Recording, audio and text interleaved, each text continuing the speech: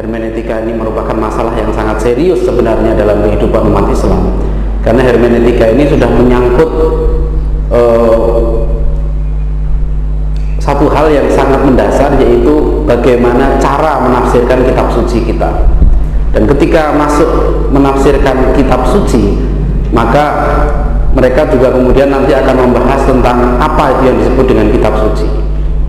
Akhirnya mereka merombak konsep kitab suci itu, ya. Jadi dekonstruksi konsep kitab suci, ya, bahwa kitab suci kita Al-Quran ini mereka katakan nanti merupakan produk budaya umtat fakofi, merupakan hasil bikinan Utsman, hasil rekayasa Utsman, ya, dan teks ini teks manusia, bukan teks yang suci dari langit dan lain sebagainya. Sebab mereka nanti tidak bisa menggunakan hermeneutika tanpa melakukan dekonstruksi konsep teks Al-Quran itu sendiri, ya.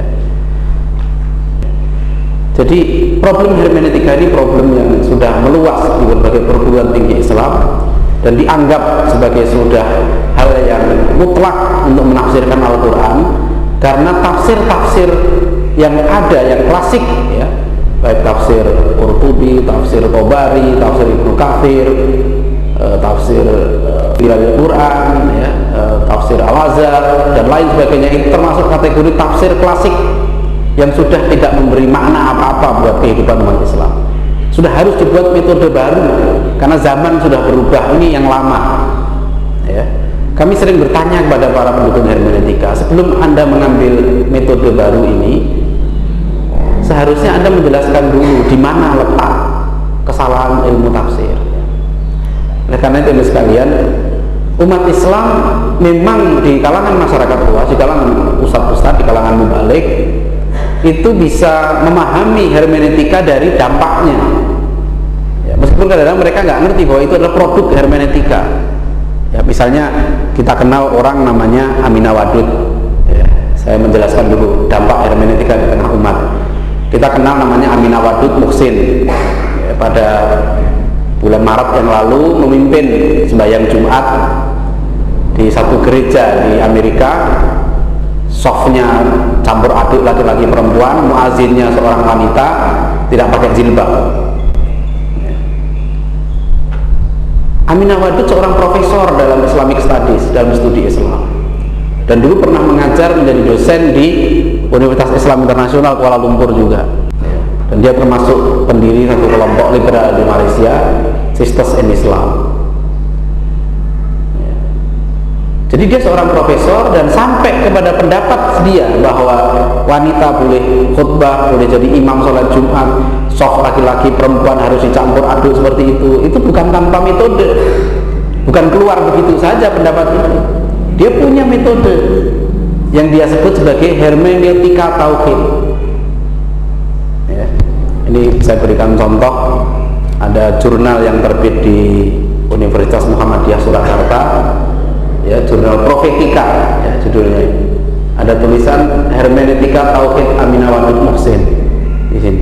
Apa teori hermeneutika tauhidnya bisa dibaca di sini.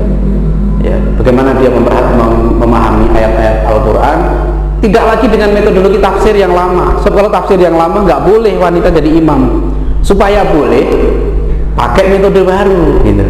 Ya, supaya laki-laki perempuan boleh campur sholatnya, boleh nggak pakai jilbab dalam sholat, ya, muazin boleh laki-laki, boleh wanita, harus digunakan metode baru, ya, namanya yang dia rumuskan hermeneutika tauhid, ya. Contoh lagi yang banyak dikaji di Indonesia adalah seorang pemikir Mesir, ya, yang sudah divonis murtad di Mesir, kemudian lari ke Leiden menjadi guru besar ilmu Al-Quran di Leiden. Dan sekarang di Leiden dia mengkader banyak sarjana-sarjana Indonesia. Ada beberapa doktor yang sudah lulus kembali dan menjadi muridnya dari profesor itu yang namanya Nasr Hamid Abu Zaid, ya. Ini contoh, buku-bukunya banyak sekali diterjemahkan di Indonesia, Nasr Hamid Abu Zaid. Ya, ini contohnya, buku hermeneutika inklusif, mengatasi problematika bacaan dan cara-cara pentakwilan atas diskursus keagamaan. Jadi Nasr Hamid Abu Zaid menulis buku Mafhumun Nas dan juga buku Naqdul Khitabid Dini dan banyak buku yang lain yang meramu bagaimana kita memahami konsep Al-Quran ini dan bagaimana cara menafsirkannya. Dan gara-gara tulisan itulah dia kemudian dimurtadkan di Mesir karena dianggap dia sudah menyimpang dari garis Islam yang sahih, yang standar. Misalnya Nasr Hamid Abu Zaid dalam bukunya Mafhumun Nas itu dia mengubah konsep Al-Quran, bahwa Al-Quran itu adalah dia katakan sebagai cultural product. Al-Quran itu adalah produk budaya, mumtaz thaqafi. Karena Al-Quran itu produk budaya, ya, karena dia merupakan bahasa Arab, ya, bahasa Arab biasa. Dan Muhammad, kata dia, ketika menerima wahyu itu bukan sebagai manusia yang pasif. Dia seorang manusia yang juga memiliki perasaan dan lain-lain, dipengaruhi oleh budayanya, berbicara dalam bahasa Arab, bahasa itu adalah produk budaya, maka Al-Quran juga produk budaya. Dan karena dia produk budaya, maka dia harus ditafsirkan juga terkait dengan masalah-masalah kebudayaan. Nasr Hamid Abu Zaid ini seorang murid dia, ya, menulis buku judulnya Meretas Kesarjanaan Kritis Al-Quran, Teori Hermeneutika Nasr Hamid Abu Zaid. Apa produk dari metodologi ini? Ya, di sini bisa dibaca beberapa contoh dari produk pemikiran Nasr Hamid Abu Zaid. Misalnya adalah bahwa jin dan setan itu adalah mitos. Ya, ini contoh-contoh hasil, saya nggak ingin mengatakan ijtihad, ya, tapi hasil interpretasi berdasarkan teori hermeneutika. Maka Profesor Nasr Hamid Abu Zaid sampai pada kesimpulan jin dan setan itu sebetulnya nggak ada, itu hanya mitos. Ya tentu dia berpendapat begitu karena nggak nonton sinetron di Indonesia. Kalau dia nonton sinetron di Indonesia, mungkin dia percaya bahwa jin dan setan itu memang ada. Dia tinggalnya di Leiden kan sekarang. Jadi tidak. Terus kemudian apa pendapatnya dia yang lain? Kesimpulannya bahwa poligami itu haram. Jadi bukan hanya tidak boleh, bukan hanya poligami itu sebaiknya tidak dilakukan, gitu misalnya. Atau boleh, menurut dia hukumnya haram. Dan metodologinya, ya. Jadi akhirnya ya, metodologi hermeneutika itu digunakan untuk merombak, ya, produk-produk hukum yang sudah ada, yang selama ini dipahami oleh umat Islam. Oleh karena itu, misalnya majalah Tabligh Muhammadiyah ini yang saya bagikan itu, ya, edisi berapa ini, sudah Januari 2004, ya, membuat laporan hermeneutika nodai tafsir Al-Quran. Sebenarnya kalau hermeneutik metodologi itu diterapkan untuk Al-Quran, berubah hasilnya. Al-Qurannya tetap, tapi cara menafsirkannya diubah, hasilnya berbeda. Ya, komputernya tetap, gitu kan? Programnya dimasukkan berbeda, outputnya kan berbeda. Ini yang bermasalah. Jadi kalau sekarang, alhamdulillah Majelis Ulama Indonesia, ya, sudah mengharamkan paham liberalisme, pluralisme, dan sekularisme, maka Majelis Ulama Indonesia perlu meningkat lagi untuk memiliki sikap terhadap hermeneutika. Boleh atau tidak hermeneutika untuk menafsirkan Al-Quran? Sebab hermeneutika adalah alat untuk meliberalkan pemikiran. Orang Islam liberal kalau ditanya apa metodologi Anda nggak punya metodologi, mereka akan mengatakan hermeneutika. Ya, jadi kalau tidak, ya, tidak boleh liberal. Tapi apa definisi liberal? Ya, tetap saja produk hermeneutika yang dijadikan kurikulum wajib di beberapa kampus Islam. Ya akhirnya akan lahir sarjana-sarjana yang berpikir keliru. Ya, ini yang terjadi. Jadi kepada Bapak Kiai Haji Khalil Ridwan yang sekarang juga Ketua Majelis Ulama Indonesia, kita mengimbau mudah-mudahan nanti Majelis Ulama Indonesia juga melakukan kajian serius terhadap hermeneutika.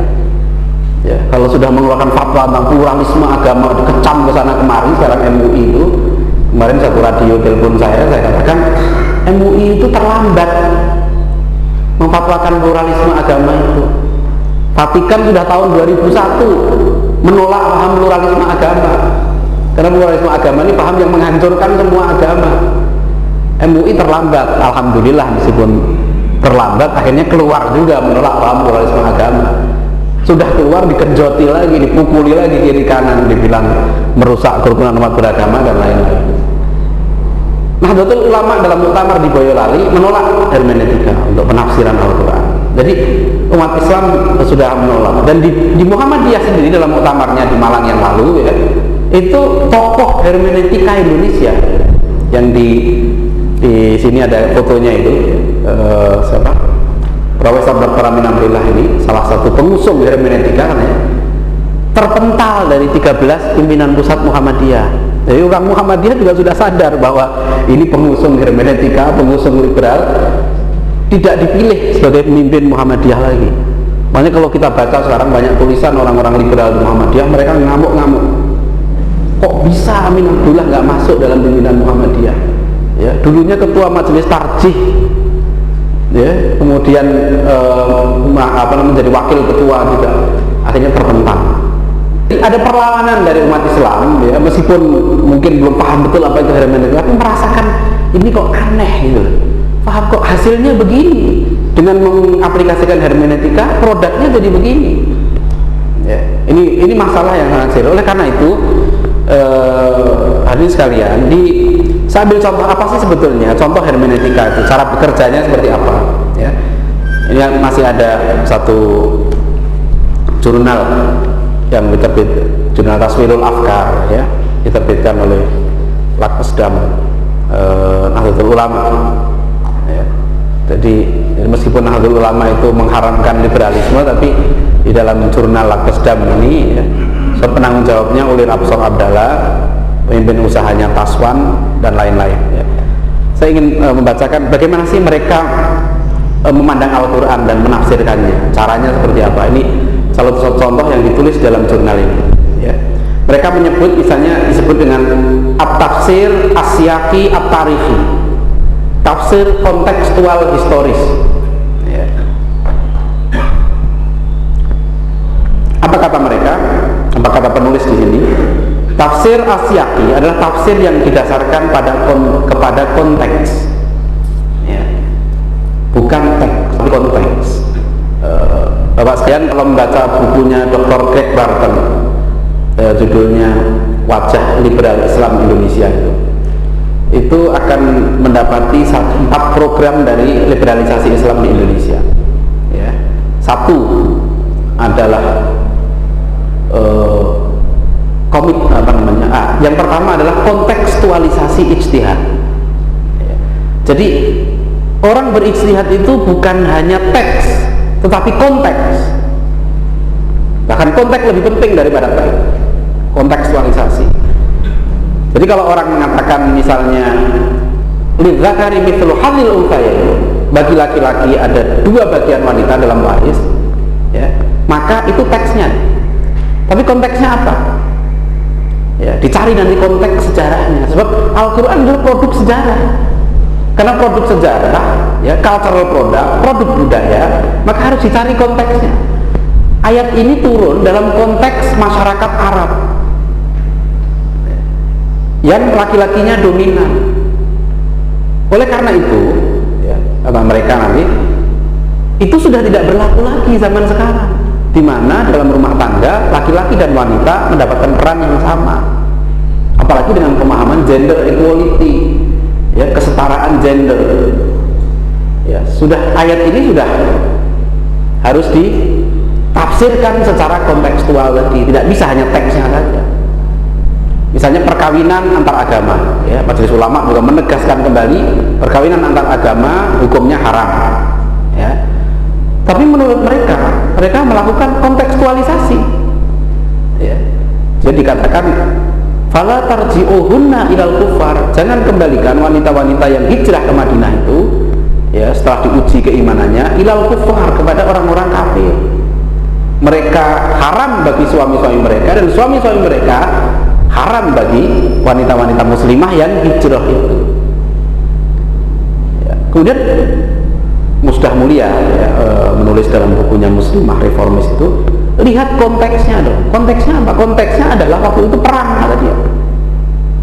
Karena zaman perang, maka haram hukumnya. Oleh karena itu sekarang tidak zaman perang lagi.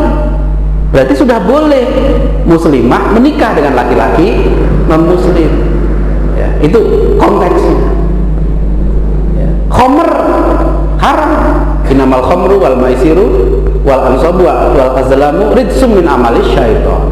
Khomer jelas haram dalam teks, dalam nas-nas hadis Rasulullah juga jelas haram banyak.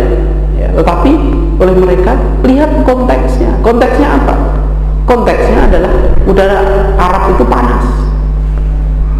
Ya. Jadi kalau udaranya dingin ya, dan khomer itu bisa menyehatkan badan, jadinya boleh ya. Apalagi saya sering menyampaikan contoh, mereka nanti jangan-jangan akan mengatakan babi itu haram. Itu kan teksnya, hurrimat alaikumul maitatu waddamu walahmul khinzir, itu kan teksnya. Lihat konteksnya dong, tinjauan sosio-historis, ekonomis gitu kan. Babi itu diharamkan kenapa? Karena di Arab jarang binatang babi waktu itu, jadi mahal ya. Padahal binatang babi itu binatang yang paling menguntungkan dari segi ternak, meskipun sekarang udah orang kapok ternak babi karena penyakit ya. Di Cina penyakit misterius, di sini penyakit flu burung gitu ya. Tapi dengan pendekatan kontekstual kan penyakit nanti bisa dihilangkan, ya, cacing pitanya dan lain-lain. Maka lihat konteksnya. Kalau konteksnya mendukung, teks bisa dilampaui dari konteks. Itu makanya kontekstualisasi ijtihad itu program pertama dari liberalisasi Islam. Dan ini nanti yang akan diaplikasikan untuk hermeneutika, menafsirkan sesuatu. Ya. Dikatakan di sini tadi, para pengikut tafsir kedua ini biasanya menolak definisi Al-Quran sebagai firman Tuhan yang diwahyukan kepada Nabi Muhammad melalui perantara Jibril dengan cara mutawatir. Jadi kalau orang mau menggunakan metode pendekatan kontekstual, historis, kritis seperti ini, pertama dia akan menolak Al-Quran ya, sebagai firman Tuhan yang diwahyukan kepada Nabi Muhammad melalui perantara Jibril dengan cara mutawatir. Jadi hermeneutika itu serius, karena pertama kali dia akan melihat Al-Quran itu apa sebetulnya, gitu ya. Ya, kemudian mereka berpandangan meskipun Al-Quran merupakan kalam Tuhan yang maha gaib, kenyataan menunjukkan bahwa wahyu Tuhan itu telah memasuki wilayah historis, wilayah sejarah. Ya. Bagi mereka, ia tidak lebih dari fakta historis dan karya sastra. Everything that exists on earth, however, has come into existence historically, kata Carl Smith. Karena kitab suci yang diyakini sebagai firman Tuhan itu telah turun ke bumi, maka ia adalah fakta historis yang tunduk pada hukum kesejarahan. Dia bukan wahyu lagi, sudah turun ke bumi. Istilahnya Nasir Hamid Abu Zaid, sudah memanusia, sudah ta'an sana, sudah memanusia. Jenis tafsir ini lebih berkulminasi pada matra historis yang menyertai kehadiran sosok Al-Quran. Menurut mufassir kedua ini, model pembacaan yang hanya mengandalkan pada analisis kebahasaan dengan menepikan setting sosial sebagai teks tidak akan dapat menemukan ideal moral. Ya, jadi Al-Quran ini sebenarnya harus ada moral-moral pokok. Ya. Jadi jangan literal itunya, kembalikan kepada moral. Kayak Amin Hawadud dengan hermeneutika tauhid itu.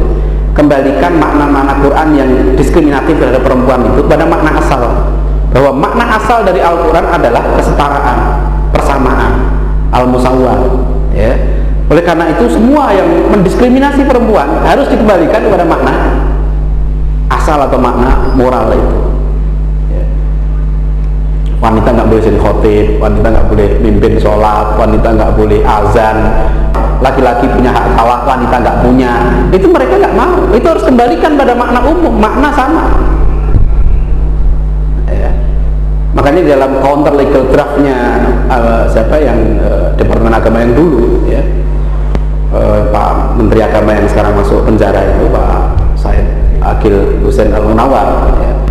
Beliau punya kesalahan yang serius dalam soal itu. Meskipun akhirnya beliau membatalkan, tapi beliau memfasilitasi tim ini Dan dalam sambutan launching counter legal draft, beliau ikut memuji prestasi menghasilkan counter legal draft seperti itu. Di situ makanya kan hak talak itu tidak boleh laki-laki menjatuhkan talak terus jatuh. Talak enggak.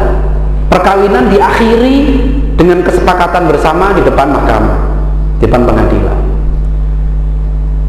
Wanita punya iddah, kok enak laki-laki nggak punya iddah? Ya, itu melawan prinsip umum Al-Quran. Oleh karena itu di counter legal draft itu jadi dikatakan laki-laki juga punya iddah, kan gitu kan. Jadi apa saja, ya. Cuma selalu saya katakan kepada mereka, gender equality ini kan paham Marxis pemikiran dasarnya, ya. Dikembangkan ya, dalam berbagai bidang termasuk gender ini. Makna sebuah teks tidak bersemayam di dalam huruf per hurufnya, sebagaimana diprasyaratkan sebagaimana diprasyaratkan dalam hermeneutika. Sebuah makna hanya mungkin diperoleh setelah mempertimbangkan horizon-horizon yang melingkupi teks, horizon teks, horizon pengarang, dan horizon pembaca. Jadi begini, hermeneutika ini ada satu teks, kita mau tafsirkan, misalnya teks ramalan Joyoboyo, teks kuno kan, gimana menafsirkan teks ini? Ya, caranya. Oh, kita harus lihat makna bahasanya, teksnya, tapi lihat juga siapa pengarangnya. Waktu itu pengarangnya berpaham apa, pada kondisi apa teks ini ditulis, ya. Terus juga kondisi si penafsir sendiri, ya, dia pemahamannya bagaimana, dia siapa yang menulis ini, dia aliran mana. Oh, kalau Imam Ghazali itu diangkat oleh Nizamul Mulk.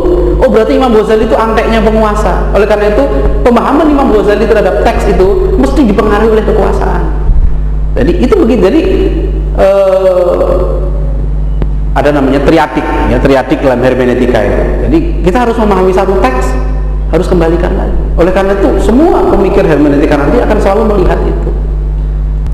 Jadi itu kira-kira hermeneutika. Jadi kalau itu diamati, ya, dan dilihat bagaimana pengaplikasian hermeneutika untuk teks-teks kuno yang lain tidak masalah. Kenapa? Karena setiap teks itu ada penulis, ada pengarangnya. Jadi untuk membaca teks, ya itu bagus untuk teks. Misalnya kita mau memahami pasal 33 UUD 45, ya, bumi, air, dan kekayaan yang terkandung di dalamnya dikuasai oleh negara dan digunakan sebesar-besarnya untuk kemakmuran rakyat, misalnya gitu ya, itu teks. Teksnya kan begini. Kalau kita mau mengerti makna yang lebih mendalam, kita bukan hanya mengerti maknanya ini, juga lihat historisnya kan. Teks ini yang nyusun siapa? Oh, Hatta. Hatta terpengaruh oleh ide sosialisme di Belanda. Nah, baru kita mengerti. Oh, begini. Hatta maksudnya begini. Kondisi penulis teks itu. Nah, terus kondisi penafsirnya juga dilihat. Nah, hermeneutika ini selalu akan menimbulkan kecurigaan terhadap teks dan terhadap penulis teks. Untuk apa dia menulis ini? Dicurigai, teks itu harus dicurigai. Mengapa dia keluar? Untuk apa dia keluar? Oleh karena itu, sekalian, untuk kalangan Kristen, baik Protestan maupun Katolik, hermeneutika memang tidak bisa tidak mereka harus terima. Ya. Saya ada beberapa contoh, misalnya di kalangan Katolik ini ada buku ini banyak dijadikan rujukan baik kalangan Islam maupun Kristen, buku hermeneutik terbitan Canisius, ya. Kemudian ini ada buku penafsiran Alkitab dalam gereja, Komisi Kitab Suci Kepausan, ya. Kalau kita baca di sini, Vatikan secara umum menerima hermeneutika, ya. Mereka katakan bahwa hermeneutika itu perlu diterima, ya, tidak bisa ditolak. Tetapi ada beberapa jenis hermeneutika yang mereka tolak, ya, terutama hermeneutika yang nanti akan dianggap mengganggu penafsiran kitab suci.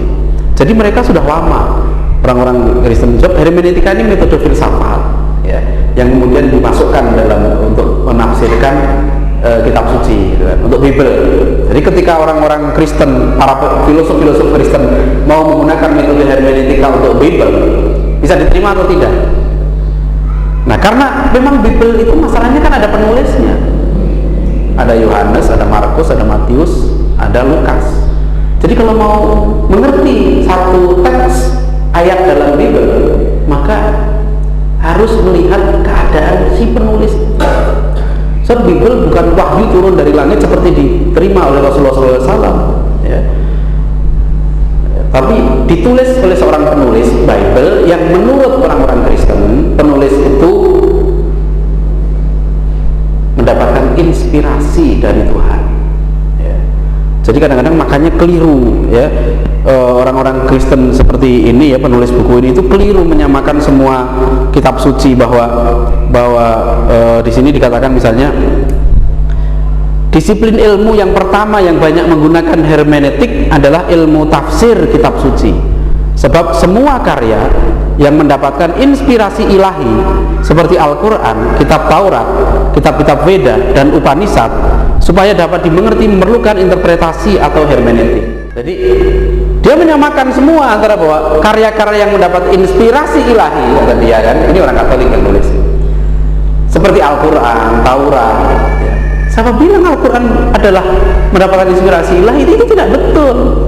Al-Quran itu lafzon wa maknan minallah, lafaz dan maknanya dari Allah, ya. Nah, ini yang sekalian, konsep Al-Quran ini sangat penting. So, hermeneutika nggak bisa masuk kalau Al-Quran tetap disebut sebagai lafzon wa maknan minallah, ya. Oleh karena itu misalnya salah satu tokoh aktivis liberal namanya Lutfi Asyawkani, dia menulis di jaringan website Islam Liberal itu, dia mengatakan begini: sebagian besar kaum muslim meyakini bahwa Al-Quran dari halaman pertama hingga terakhir merupakan kata-kata Allah yang diturunkan kepada Nabi Muhammad secara verbatim, baik kata-katanya lafzon maupun maknanya makna. Keyakinan semacam itu sesungguhnya lebih merupakan formulasi dan angan-angan teologis atau al-khayal ad-dini yang dibuat oleh para ulama sebagai bagian dari formalisasi doktrin-doktrin Islam, ya. Jadi kalau orang Islam kita meyakini Al-Quran itu lafzon wa maknan min Allah, kan kita selama ini jelas, ya, sikap umat Islam, Al-Quran itu lafzon wa maknan min Allah. Kalau hadis Rasulullah itu maknan min Allah, lafzon min Rasulullah, ya. Makanya Rasulullah dari awal menjaga setiap turun wahyu ditulis Al-Quran, dipisahkan dari hadis, ya. Sampai ada hadis apa itu, la taktub anni ghairul Quran, jangan tulis dariku selain Al-Quran, ya. Jadi dipisahkan. Dari awal Al-Quran itu sudah turun wahyu ditulis, sedangkan Bible itu ditulis pertama sekitar tahun 60 Masehi, jadi 30 tahun setelah era Yesus, ya. 30 tahun kemudian orang dapat inspirasi dari Tuhan menulis Bible, sangat berbeda dengan Al-Quran. Makanya mereka semua nanti kalau kita lihat buku-buku Kristen, ya, saya buat beberapa contoh bagaimana mereka menafsirkan kitab mereka, gitu. Ini misalnya kontekstualisasi, ya. Jadi kalau orang Kristen sudah akrab dengan kontekstualisasi, ini ngikut saja sebetulnya. Nanti orang-orang Islam ngikut kontekstualisasi itu sudah mereka sudah lakukan itu. Saya kembali ke sini. Jadi inilah yang contoh-contoh lagi yang saya pernah sampaikan juga dalam forum ini, bagaimana banyak yang menghujat Al-Quran kemudian, ya, dengan harapan mereka bisa kemudian memasukkan penafsiran metode hermeneutika dan kemudian merombak hukum-hukum Islam, ya, secara mendasar sekali, ya. Saya baru dapat satu buku judulnya Negara Madinah Daulatul Yathrib, ditulis oleh Khalil Abdul Karim, ya. Untung bukan Khalil Ridwan, Khalil Abdul Karim. Namanya bagus, ya kan, Khalil Abdul Karim. Orang Indonesia mesti akan menyangka dia Islam, orang Arab. Judul bukunya Daulatul Yathrib, ya, namanya bukan Fransiskus siapa, bukan, ya. Tapi kalau kita baca isinya, ya, mengerikan isi buku ini. Saya bacakan, ya, supaya kita tahu contoh bagaimana mereka kemudian menyerang Al-Quran sebelum mengaplikasikan hermeneutika, ya. Pembukuan Al-Quran dalam satu versi Mushaf Utsmani juga merupakan praktek kekuasaan pelanjut negara Quraisy, dan ini juga hasil dari tahun delegasi yang mengokohkan negara baru Quraisy.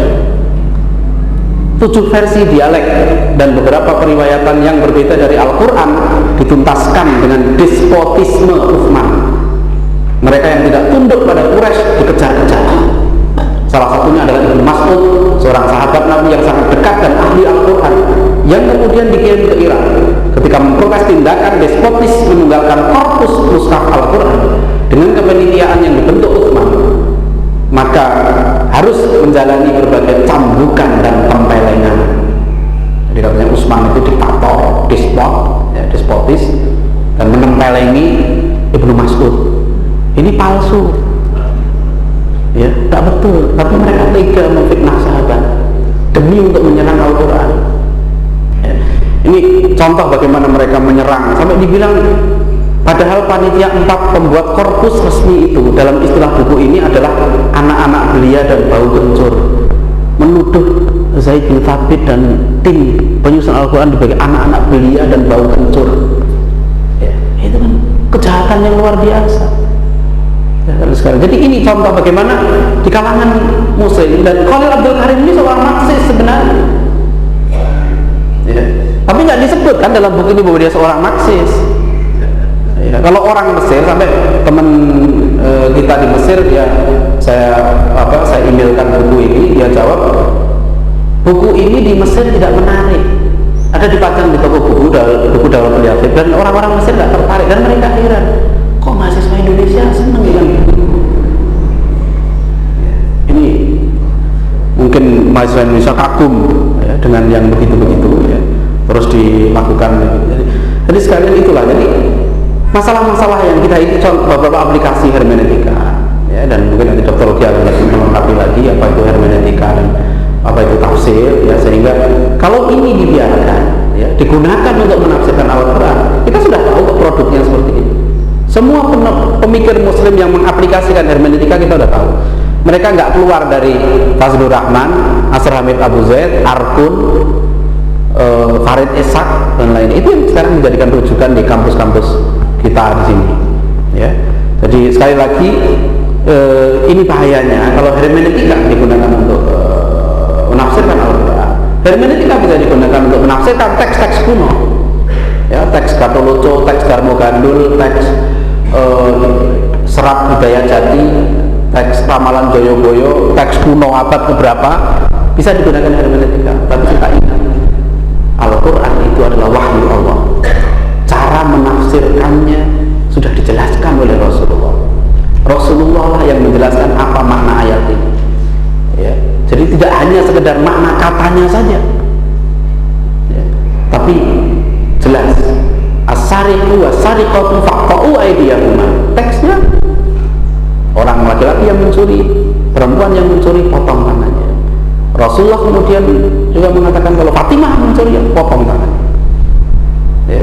Kemudian juga diaplikasikan hukum ini. Semua ulama memahami seperti itu sepanjang beratus-ratus tahun. Tidak ada kaitan dengan masalah hukum tribalisme Arab ya. Ada yang mengaplikasikan hermeneutika, mereka katakan itu hukum yang berlaku di padang pasir waktu itu.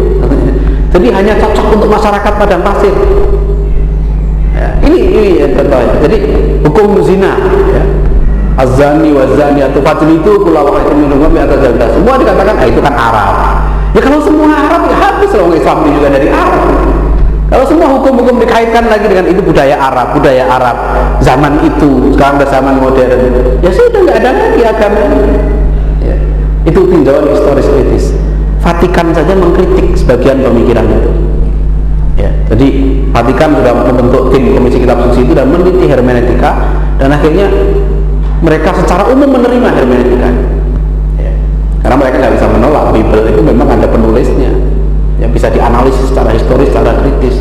Kalau Bible itu literal betul diterapkan, kacau ya.